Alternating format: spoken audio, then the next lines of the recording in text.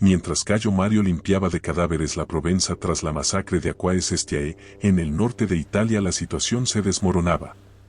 El otro cónsul, Quinto Lutacio Cátulo, un aristócrata culto pero militarmente mediocre, había sido encargado de bloquear los pasos alpinos. Sin embargo, los cimbrios, impulsados por una determinación inquebrantable, lograron lo imposible. Cruzaron las montañas nevadas en pleno invierno, deslizándose por las pendientes sobre sus escudos como trineos y abriéndose paso a través de glaciares y barrancos. La audacia de su llegada paralizó a las tropas de Cátulo. Los soldados de Cátulo, viendo descender a estos gigantes semidesnudos que se reían del frío extremo, entraron en pánico. Cátulo, temiendo una deserción masiva o un envolvimiento, ordenó una retirada estratégica que en realidad fue una huida vergonzosa. Abandonó la defensa de la frontera natural de Italia y se retiró al sur del río Po, dejando toda la rica llanura de la Transpadana a merced de los invasores. Los cimbrios, ahora en tierras fértiles y cálidas, comenzaron a saquear, alimentarse y recuperar fuerzas, esperando la llegada de sus hermanos teutones, sin saber que estos ya habían sido aniquilados. En Roma, el terror volvió a apoderarse de la población. La pesadilla de una invasión bárbara en el corazón de la República, algo que no ocurría desde el saqueo galo de Breno 3 siglos atrás, parecía inminente. El Senado, desesperado, volvió a llamar a Mario. Le ofrecieron un triunfo por su victoria en Aquae Sestiae, pero Mario, en un gesto de suprema astucia política y patriotismo, lo rechazó. No puedo celebrar, declaró, mientras haya bárbaros pisando la tierra sagrada de Italia. Mario marchó al norte con sus legiones veteranas, los mulos de Mario, para unirse a las desmoralizadas tropas de Cátulo.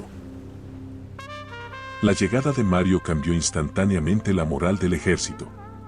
Los soldados de Cátulo, que se sentían avergonzados y derrotados, vieron en las legiones de Mario el estándar de lo que debían ser. Mario tomó el mando supremo, relegando a Cátulo a un segundo plano, lo que sembró un odio eterno entre ambos. Ahora, con un ejército combinado de unos 50.000 hombres, Mario cruzó el Po y se dispuso a buscar a los cimbrios. No iba a esperar a que atacaran Roma, iba a cazarlos en la llanura. Los cimbrios, confiados en su inmenso número, se estima que tenían más de 150.000 guerreros, sin contar familias, no atacaron de inmediato. Enviaron embajadores al campamento de Mario. Su demanda fue arrogante, querían tierras fértiles en Italia para asentarse ellos y para sus hermanos los teutones, que según ellos, venían en camino. Creían que Mario estaba allí para negociar un tratado de paz, subestimando fatalmente la resolución del tercer fundador de Roma. El encuentro diplomático entre Mario y los embajadores cimbrios es uno de los momentos más tensos y teatrales de la historia romana. Los jefes bárbaros exigieron saber dónde estaban los teutones y reiteraron su demanda de tierras. Mario, con una sonrisa fría y cruel, les respondió: «No os preocupéis por vuestros hermanos. Ya les hemos dado tierra, y la tendrán para siempre». A una señal suya, los lictores trajeron a los reyes teutones capturados en Aquae Sestiae, encadenados y humillados. El mensaje fue devastador. Los cimbrios comprendieron en ese instante que estaban solos. La otra mitad de su invasión había sido borrada de la faz de la tierra. La conmoción se transformó rápidamente en furia. Los embajadores, hirviendo de rabia, amenazaron a Mario con que pagaría por esa insolencia en el campo de batalla. Le desafiaron a fijar un día y un lugar para el combate, una costumbre tribal germánica diseñada para asegurar un enfrentamiento justo. Mario, rompiendo con la tradición romana de no pactar condiciones con el enemigo, aceptó el desafío. Pero lo hizo bajo sus propios términos. Los romanos no suelen consultar a sus enemigos cuando luchar, dijo, pero para complaceros, nos encontraremos al tercer día a partir de hoy, en la llanura de Raudine, cerca de Vercelas. Fue una jugada maestra. Mario eligió el terreno y la fecha no por honor, sino porque había estudiado meticulosamente la geografía y el clima de la región. La llanura de Raudine, Vercellae, parecía, a primera vista, un terreno neutral y plano, ideal para que la inmensa caballería cimbria maniobrara. Los bárbaros quedaron satisfechos, creyendo que los romanos, inferiores en número, estaban cometiendo un error al aceptar una batalla en campo abierto sin colinas ni fortificaciones donde esconderse. No sabían que Mario estaba jugando una partida de ajedrez tridimensional, donde el sol, el viento y el polvo eran sus piezas ocultas.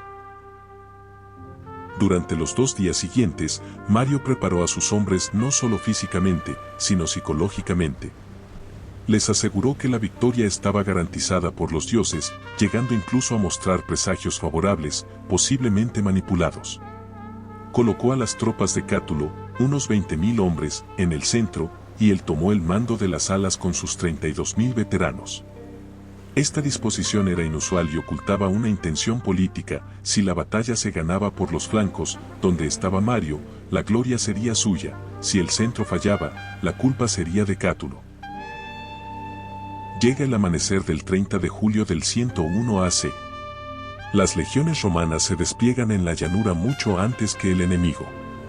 Mario aprovecha la oscuridad final de la noche para posicionar a su ejército de espaldas al sol naciente y de cara al viento del norte. Puede parecer un detalle menor, pero en la guerra antigua, la visibilidad lo era todo. Mario sabía que a medida que avanzara la mañana, el sol de verano de Italia golpearía directamente en los ojos de los cimbrios. Además del sol, Mario contaba con el viento local. La llanura seca estaba cubierta de una capa de tierra fina y polvo. El movimiento de miles de hombres y caballos levantaría nubes inmensas. Al posicionarse con el viento a favor, el polvo que levantarían sus legiones al cargar sería empujado hacia los rostros del enemigo, cegándolos y asfixiándolos, mientras que los romanos mantendrían la visión clara. La naturaleza misma había sido reclutada como auxiliar de la legión. Frente a ellos, la horda cimbria comienza a salir de su enorme campamento fortificado. Es un espectáculo que haría temblar a cualquier hombre. Ocupan kilómetros de horizonte. La infantería forma un cuadrado gigantesco, tan profundo como ancho. Sus guerreros van equipados con una mezcla de armas nativas y equipo romano capturado en derrotas anteriores, cascos de bronce con formas de cabezas de animales, cotas de malla oxidadas y escudos blancos brillantes. Pero lo más impresionante es la caballería cimbria, unos 15.000 jinetes. Según las crónicas de Plutarco, que pueden exagerar, pero añaden dramatismo, los jinetes de la primera línea estaban atados unos a otros con largas cadenas prendidas a sus cinturones. El propósito de esta extraña táctica era mantener una formación impenetrable y evitar que ningún cobarde huyera, convirtiendo la carga de caballería en un muro sólido de carne y hierro que debía barrer todo a su paso. Mario observa todo esto desde su caballo, impasible. Ha sacrificado una víctima a los dioses y, con las manos ensangrentadas, levanta los brazos al cielo prometiendo sacrificar 100 bueyes si Roma vence hoy. Es un gesto calculado para inspirar a sus supersticiosos soldados.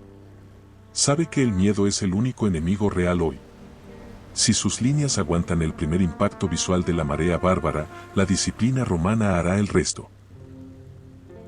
La batalla comienza no con un choque inmediato, sino con una maniobra de la caballería cimbria. Intentan flanquear a los romanos, moviéndose hacia la derecha para rodear el ala izquierda de Mario. Para ocultar esta intención y desordenar las filas romanas, la infantería cimbria avanza haciendo un ruido ensordecedor, golpeando sus escudos y lanzando alaridos. Es la clásica táctica de intimidación que había funcionado tantas veces contra ejércitos menos disciplinados. Sin embargo, los mulos de Mario no se mueven. Han sido entrenados para ignorar los gritos y centrarse en las órdenes del centurión. Cuando la caballería cimbria gira para atacar, se encuentran con que los romanos han contrarrestado el movimiento con sus propias reservas de caballería y tropas ligeras.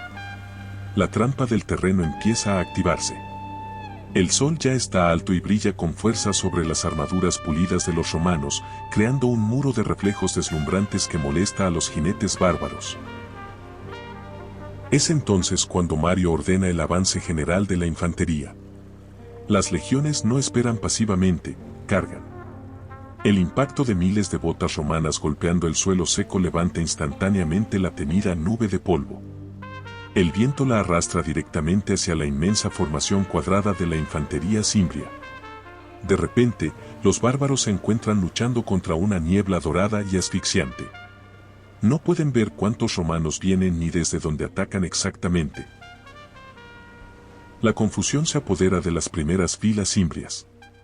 Disparan sus flechas y jabalinas a ciegas, muchas de las cuales se pierden inofensivamente o caen cortas. Los romanos, en cambio, emergen de la nube de polvo como espectros, lanzando sus pilas a quemarropa justo antes del impacto. La primera descarga romana es devastadora, abriendo brechas sangrientas en el muro de escudos bárbaro. Cátulo, en el centro, también avanza, pero la nube de polvo es tan densa que, según algunas fuentes, sus tropas se adentraron en el vacío. La infantería cimbria, cegada, había derivado ligeramente hacia los flancos buscando visibilidad, dejando un hueco extraño en el medio del campo de batalla. Esto llevó a una situación caótica donde partes del ejército romano penetraron profundamente en la formación enemiga casi sin contacto inicial, encontrándose de repente rodeados de enemigos que ni siquiera sabían que estaban allí. El combate cuerpo a cuerpo se generaliza en toda la llanura. Aquí es donde la preparación física de los legionarios de Mario marca la diferencia crítica. Es pleno verano en el norte de Italia y el calor es sofocante. Los cimbrios, gente del norte acostumbrada a climas fríos y brumosos, empiezan a sufrir bajo el sol mediterráneo. Sus cuerpos gigantescos sudan copiosamente, jadean, se asfixian y se cansan con rapidez al intentar mover sus pesadas armas en el aire denso y polvoriento. Los romanos, por el contrario, han pasado años entrenando bajo el sol, corriendo maratones con armadura y cavando zanjas en el calor. Están aclimatados y, además, el sol les da en la espalda. Luchan con una economía de movimientos letal, escudo arriba, estocada corta, paso adelante. No gastan energía innecesaria. Mario ha convertido la batalla en una prueba de resistencia biológica y los bárbaros la están perdiendo minuto a minuto. En las salas, donde Mario comanda, la victoria empieza a decantarse. La caballería romana, superior tácticamente aunque inferior en número, logra desbaratar a los jinetes cimbrios, que están obstaculizados por el polvo y, trágicamente, por sus propias cadenas, si creemos la leyenda. Al caer los caballos, los jinetes atados son arrastrados al suelo, convirtiéndose en una masa inerte y vulnerable. La infantería romana de los flancos comienza a curvarse hacia el centro, realizando un movimiento de pinza sobre el gran cuadrado cimbrio. Los bárbaros, apretados unos contra otros, cegados por el polvo y agotados por el calor, pierden su cohesión. Ya no es un ejército, es una multitud de individuos gigantes luchando por respirar. La disciplina romana actúa como un triturador, devorando las filas exteriores de la formación cimbria con una eficiencia metódica. Mario, viendo que el enemigo flaquea, redobla la presión. Se mueve por la línea de batalla, gritando a sus hombres que recuerden a sus esposas e hijos, que recuerden el terror que estos bárbaros causaron en Roma. Hoy se acaba el miedo, ruge. Y sus hombres responden con una ferocidad disciplinada. La vanguardia cimbria se rompe, y lo que comienza como un retroceso lento amenaza con convertirse en una desbandada catastrófica hacia su propio campamento, donde les esperan sus familias y el horror final. A medida que el sol alcanza su cenit, la llanura de Raudine se transforma en un horno sofocante y mortal. La gran formación cuadrada de los cimbrios, que al amanecer parecía un bloque monolítico e invencible, comienza a fragmentarse bajo la presión combinada del calor, la sed y el acero romano. La estrategia de Mario de usar los elementos como aliados ha funcionado con una precisión cruel, el polvo, impulsado por el viento del norte directamente hacia los ojos de los bárbaros. Les impide ver las señales de sus jefes o coordinar una defensa eficaz contra los ataques que les llegan desde los flancos invisibles. La resistencia física de los guerreros del norte empieza a fallar catastróficamente.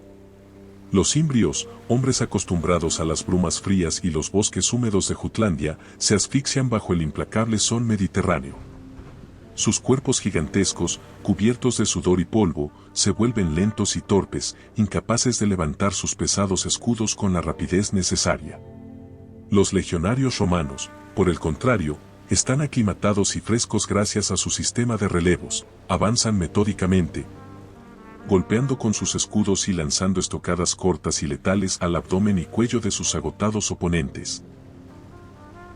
En el centro del caos, la famosa caballería cimbria sufre un destino particularmente espantoso. Atrapados entre su propia infantería y las líneas romanas, pierden toda capacidad de maniobra. Las cadenas que ataban a los jinetes de la primera línea, diseñadas para mantener la formación irrompible, se convierten en su sentencia de muerte. Cuando un caballo es derribado, arrastra consigo a toda la fila, creando montoneras de hombres y bestias en el suelo que son masacrados sin piedad por los legionarios que avanzan sobre ellos como una apisonadora. Cátulo y sus tropas del centro, que habían estado luchando en la confusión de la nube de polvo, finalmente logran conectar con las alas de Mario, cerrando el cerco. Los cimbrios se encuentran ahora rodeados por tres lados, comprimidos en un espacio cada vez más pequeño donde su superioridad numérica se vuelve una desventaja. Se pisotean unos a otros en su intento de retroceder, mientras las jabalinas romanas siguen lloviendo sobre la masa compacta, encontrando carne en cada lanzamiento. La llanura de Bercelas deja de ser un campo de batalla para convertirse en un matadero industrial. Los reyes cimbrios, Boiorix y Lugius, intentan desesperadamente reagrupar a sus hombres para una última resistencia o una muerte gloriosa. Se lanzan contra las líneas romanas buscando combate singular, pero la guerra romana ya no es un duelo de héroes, es una máquina de matar. Los líderes bárbaros caen atravesados por múltiples lanzas anónimas. Con sus reyes muertos y el cerco cerrándose, el pánico estalla. La horda se rompe y los supervivientes tiran sus armas, huyendo en desbandada hacia la retaguardia, creyendo ciegamente que encontrarán refugio tras las carretas de sus familias. La persecución romana llega hasta las barricadas de Carromatos, y allí los legionarios se detienen momentáneamente, atónitos ante lo que ven. Las mujeres cimbrias, vestidas de negro y con los cabellos sueltos, han subido a los techos de los carros armadas con hachas, lanzas y piedras. Pero su furia no está dirigida solo contra los romanos. Cuando ven llegar a sus padres, maridos y hermanos huyendo y dando la espalda al enemigo, su desesperación se transforma en una ira homicida. Para ellas, la cobardía es un destino peor que la muerte. Desde lo alto de su fortaleza improvisada, las mujeres atacan a los fugitivos con una violencia salvaje, matando a sus propios familiares mientras les gritan maldiciones por no haber sabido protegerlas. Es una escena de locura total, esposas decapitando a sus maridos y hermanas atravesando a sus hermanos. Los guerreros que han sobrevivido a la legión romana mueren ahora a manos de las mujeres que juraron defender, atrapados entre las espadas de Mario y la furia de sus propias familias. Cuando los romanos finalmente logran superar la resistencia inicial y penetran en el campamento, se encuentran con un espectáculo dantesco que helaría la sangre de los historiadores durante siglos. Las mujeres cimbrias, comprendiendo que todo está perdido y que la esclavitud es el único futuro que les espera a ellas y a sus hijos, deciden cometer un suicidio colectivo masivo. No van a permitir que la sangre cimbria sirva a Roma.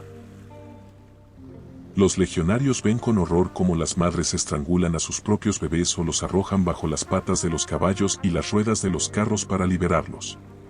Ellas mismas se quitan la vida de formas brutales, se ahorcan de los timones de los carros usando sus propios cabellos o sus vestidos, o se lanzan sobre las puntas de las lanzas romanas.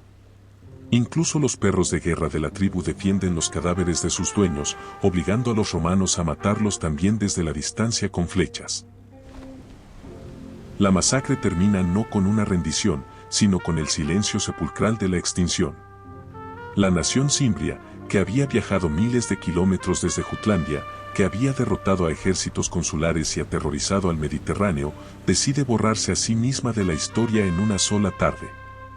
Los romanos, a pesar de su disciplina y su sed de botín, caminan entre los cuerpos con una mezcla de repugnancia y un extraño respeto temeroso ante tal determinación suicida. Las cifras de la matanza en Bercelas son, incluso para los estándares de la antigüedad, apocalípticas. Las fuentes romanas estiman que entre 120.000 y 140.000 cimbrios murieron ese día, la gran mayoría en la fase final de pánico y suicidio. El suelo de la llanura queda tan saturado de sangre que, según la leyenda local, la tierra se volvió increíblemente fértil y los viñedos de la región produjeron uvas de una calidad excepcional durante décadas, alimentadas por la muerte de los bárbaros. Los supervivientes son escasos. Unos 60.000 cimbrios, en su mayoría niños y adolescentes que no lograron suicidarse o fueron capturados antes de poder hacerlo, son encadenados. Su destino es inundar los mercados de esclavos de Italia y Sicilia. Irónicamente, estos esclavos guerreros, criados en la violencia, sembrarán la semilla de la próxima pesadilla de Roma. Muchos historiadores sugieren que los gladiadores que se alzarían con Espartaco 30 años después eran los hijos de estos prisioneros de Vercelas, buscando una última venganza póstuma. Con esta victoria absoluta, la guerra cimbria termina oficialmente. La frontera norte de Italia queda asegurada no por tratados, sino por el terror que inspira la brutalidad romana. La noticia de la aniquilación de dos naciones enteras, teutones y cimbrios, viaja más allá de los Alpes, sirviendo como una advertencia sangrienta que mantendrá a las tribus germánicas alejadas de Italia durante casi 3 siglos. Mario ha cumplido su promesa sagrada, Roma está a salvo. Sin embargo, en el mismo campo de batalla, la paz dura poco. Comienza una disputa agria y mezquina entre los soldados de Mario y los de Cátulo. Los hombres de Cátulo recorren el campo clavando sus lanzas en los cuerpos de los cimbrios muertos para reclamarlos como sus víctimas y tratar de robarle el crédito a Mario. Cátulo mismo intenta argumentar ante los legados que su centro soportó el peso del combate, tratando de salvar su honor político. Para resolver la disputa, se abren los cuerpos de los cimbrios muertos y se examinan las heridas. La mayoría de las flechas y jabalinas encontradas en los cadáveres llevan las marcas de las legiones de Mario. La evidencia forense es irrefutable, fue el ataque por los flancos y la agresividad de los veteranos de Mario lo que decidió el día. Cátulo queda humillado una vez más, y su resentimiento se convertirá en un odio venenoso que alimentará las facciones de la inminente guerra civil. De regreso en Roma, la ciudad estalla en un delirio de alegría como no se había visto desde la derrota de Aníbal. El pueblo, liberado del terror que los había oprimido durante años, sale a las calles aclamando a Mario como un dios viviente. El Senado, reconociendo la magnitud del logro y temiendo la popularidad del general, le ofrece un triunfo exclusivo y sin precedentes. Quieren coronar a Mario para apaciguar a la plebe, aunque en privado lo desprecian por su origen humilde. Mario, sin embargo, demuestra que su astucia no se limita al campo de batalla. Consciente de la envidia mortal de la aristocracia y del resentimiento de Cátulo, insiste en celebrar un triunfo conjunto con su colega. Es un gesto de aparente modestia y unidad republicana, diseñado para desarmar a sus críticos. Pero el efecto visual es devastador para Cátulo. En el desfile, aunque van en el mismo carro, el pueblo solo tiene ojos y gritos para Mario. Cátulo es, a ojos de todos, un simple pasajero en la gloria del tercer fundador de Roma. Este momento marca el apogeo indiscutible de Cayo Mario. Es elegido cónsul por 6ª vez, rompiendo todas las leyes constitucionales que prohibían mandos consecutivos. Se le otorgan honores divinos, la gente común realiza libaciones en su nombre en los altares domésticos, mezclando su culto con el de los dioses lares. Mario ha dejado de ser un magistrado de la República para convertirse en una figura mesiánica, el hombre indispensable sin el cual Roma no puede sobrevivir. Pero bajo los pétalos de rosa y los vítores, la estructura de la República se ha roto irreparablemente. Vercelas valida para siempre las reformas marianas. El ejército ya no es una milicia de ciudadanos leales al Estado, sino una fuerza profesional de hombres pobres leales al general que les paga y les da tierras. Al salvar a Roma, Mario ha creado, sin quererlo, la herramienta perfecta para destruirla, el ejército privado, listo para marchar contra la propia ciudad si su líder lo ordena. Los senadores conservadores, los optimates, miran el desfile con una mezcla de alivio y terror profundo. Han sobrevivido a los bárbaros, pero ahora tienen a un rey sin corona dentro de las murallas, respaldado por 50.000 espadas veteranas. La unidad forjada por el miedo externo se disuelve en el instante en que desaparece la amenaza. dejando al descubierto las fracturas sociales y políticas que pronto estallarán en la guerra social y las purgas sangrientas de Sila. El video concluye con una vista panorámica y serena de la actual llanura de Vercelli, en el Piamonte italiano. Hoy es una región tranquila de arrozales y granjas, donde el silencio solo es roto por el viento y la maquinaria agrícola. Es difícil para el espectador moderno imaginar que este suelo fértil fue una vez un pantano de sangre, polvo y desesperación donde se decidió el destino genético y cultural de Europa occidental. La batalla de Vercelas es uno de esos puntos de giro absolutos de la historia. Si los cimbrios hubieran roto la línea de Mario ese día, no había otro ejército entre ellos y Roma. La ciudad eterna habría sido saqueada y posiblemente destruida 500 años antes de su caída real. La historia de Occidente habría sido germánica, no latina, el Renacimiento, el derecho romano y la Iglesia católica tal como la conocemos quizás nunca hubieran existido. Sin embargo, el legado de Vercelas es agridulce. Fue el último gran triunfo de la República Romana Unida y al mismo tiempo su sentencia de muerte. La guerra catapultó al poder a hombres como Mario y Sila, caudillos militares cuya ambición ya no cabía dentro de las viejas leyes. La República sobrevivió a los gigantes del norte, pero no sobreviviría a la grandeza tóxica de sus propios generales victoriosos. La tragedia personal de Mario también se sella aquí. El salvador de la patria, el genio táctico que manipuló el sol y el viento, resultará ser un político desastroso en tiempos de paz. Su incapacidad para retirarse con dignidad y su sed de poder lo llevarán a la locura y a la crueldad en sus últimos años. Vercelas fue su cumbre, y todo lo que siguió fue una caída lenta y sangrienta hacia la tiranía.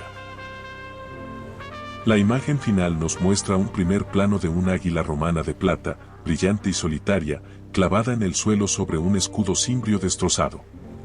La tormenta del norte ha pasado, el cielo está despejado, pero en el horizonte del sur, sobre las 7 colinas de Roma, se están formando nubarrones de tormenta mucho más oscuros y letales, la tormenta de la guerra civil. La venganza de Mario fue completa, pero el precio final fue el alma misma de Roma.